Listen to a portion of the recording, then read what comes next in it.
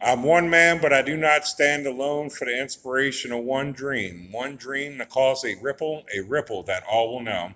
I do not stand for one, but I stand for all those who've lost their homes, the common man I stand. For the hope of a dream, a man once spoke of a dream that crossed all boundaries and all races. It was the hope of the American dream. Another common man spoke of prestige and charm, yet he was uneducated. This man was from Tennessee. He said, "Be sure you're right, and then go ahead." Well, I'm sure I'm right, so I'm going ahead. Abraham Lincoln wrote an address to free a nation, and this man's cause to free a people. These men did not fear death, but to only be forgotten. These men all had a common goal, a simple dream. Well, you see, I'm a simple man with that common dream. I'm born 636 Angela in a shotgun double, born at home with a midwife. I'm truly from St. Bernard, just a speck of sand if the world's to see it. A drop of water can tame the biggest mountain, and over time whittle it away. A man stood, bent, but did not break, like a piece of hickory wood. And he learned a lesson from natives of this land, which used to fight off the most honorable foe. Here's where we saved the nation, blood was shed, we took a beating, we came back, we will come back again.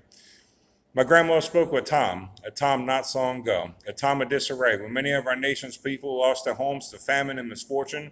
My grandmother spoke of the Great Depression. My grandma said the government was powerless to help the people. Our nation was lost and broke. No one had an answer to fix the problem, but they all looked for work. See, my family are some pretty proud people, even when they're broke. They stayed with their relatives. The quarters were cramped, the food was scarce. She told me stories eating beans for months. I haven't been forced to eat beans for months, but I was forced to eat chicken wings for weeks. And I figure in some way I can relate to her and wonder why red beans is one of the one's greatest eats. I know I could do without seeing another chicken wing. You'd think my grandma felt the same about beans. A good man and a great president once spoke of an idea to put Americans back to work. On the backs of Americans, our nation's infrastructures were built, the roads, the railroads, the dams. Franklin Delano Roosevelt said, the only thing we have to fear is fear itself. President Kennedy said, ask not what your country could do for you, but what you could do for your country. See, these are some of the things that my father instilled in me, and there's so much more. See, my father's a true inspiration. He broke his neck and made a promise to God if he could ever walk again, he'd put a smile on his face and make someone laugh every day. He instilled that in his children, and we all try to live up to that today. I stayed in a shelter with 1,500 people. My family volunteered in every way we could. See, my dad was signed up September of 2005. He put hope back in the children's eyes and hope back in everyone's hearts. I, David George Smith, wrote this letter in the hopes of an American dream. Hope's a strong and powerful thing. All I have is hope. We talk about our nation's youth and wonder where it's going. I can show you a camp, Camp Hope. One inspiration written on every wall with the help of people from all walks of life who are rebuilding.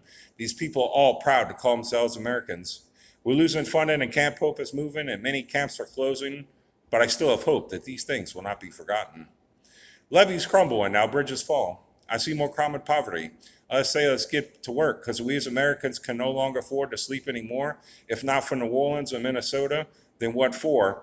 More lives lost and dreams destroyed. Ask me if I fear terror. Well, yes, I do. The terror that America doesn't do enough to save our lives, our homes, our way of living, our natural given wall, the wetlands. I've written this letter because I'm one man, but I do not stand alone for the hope that funding will come, that these beautiful things that bring a tear to my eye will be saved for all Americans to see, to inspire, and not to be forgotten.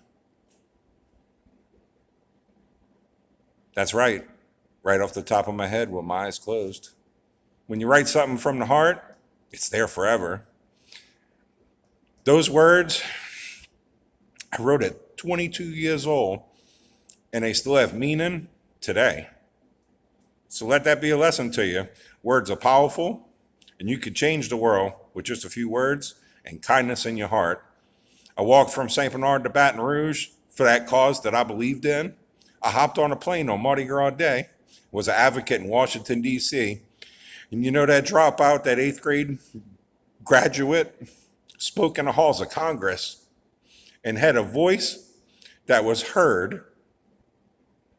So I'm coming to y'all today to inspire another special ed kid to learn that we have special abilities that disabled, disability, the word abilities and disability, find your ability.